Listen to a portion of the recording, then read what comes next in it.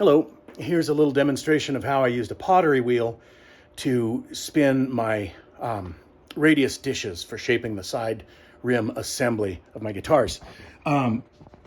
Here's my main assembly table. My shop, okay, don't throw up, is small. So I needed to incorporate this thing into space that was already there.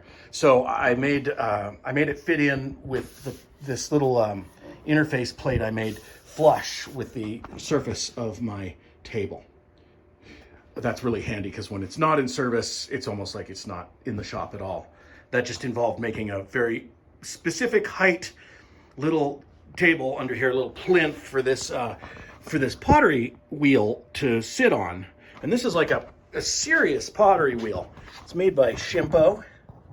I love that name, Shimpo. And this thing was built very, very well. It's a really industrial machine.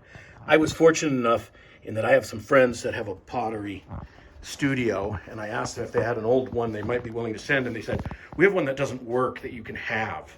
So I took it. It's a really simple machine, right? How can it not work? It was just really filthy, and it took a day to repaint it, strip it, clean it up, paint it, put new bearings in, and rewire it. And then I had this machine. You're likely to be able to find something like this on Craigslist or eBay if you're patient. Not pay too much for them. I think new, they're really ridiculously expensive. But there are many alternatives. This is just the way I did mine. So here is my little workstation, and I have a bolt, which I bolt them down in the center. It's a 5/8 inch bolt. Its own wrench. Here are my abrasive forms and a little interface plate I made there. And they live right there, and that's all they do. So it just takes me a second to set this up, which I will do, like so. So I take my interface plate, which is just the offcut, or I should say outcut, from this table, which I affixed some sandpaper to. And that just sits there. We line up the center hole, and I pull out the dish I'm going to use. And it's actually easy to line them up if you look through the hole. So I just drop this down like so. And everything's near at hand, so this is a painless operation. Just takes a couple seconds. Doesn't take much tension either. And I have a spinning radius dish, so I no longer have to drive the bus. And it takes what was, I found, to be a really unpleasant task, for a long time, into just, a couple of minutes. It's very controllable. And I run this thing at full blast, even though the machine is variable speed. I run it, which according to the plate, is 240 RPM. And I don't use the variable speed at all. I've never had it bogged down at all. You'd really have to lean on it to have it bogged down.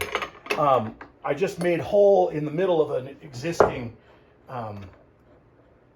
radius dish. And this is kind of important, I think, for longevity's sake. I made a 3/4 inch hole, and I put this bronze bushing in it, which had a 3/4 inch outside diameter and a 5/8 inch inside diameter. So my bolt goes right through there and centers this thing so it runs concentrically. When I first set it up, I didn't quite nail the location of either of my dishes' holes. They're off by just a little bit, and the wheel goes like that. So I just clamped a vise here with a chisel in it, and I just scraped this thing until it was essentially running cleanly.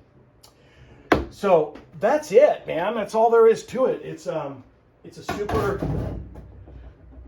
way to take something that's kind of unpleasant about guitar building and make it, well, it's not necessarily pleasant, but at least it's not a job that you dread.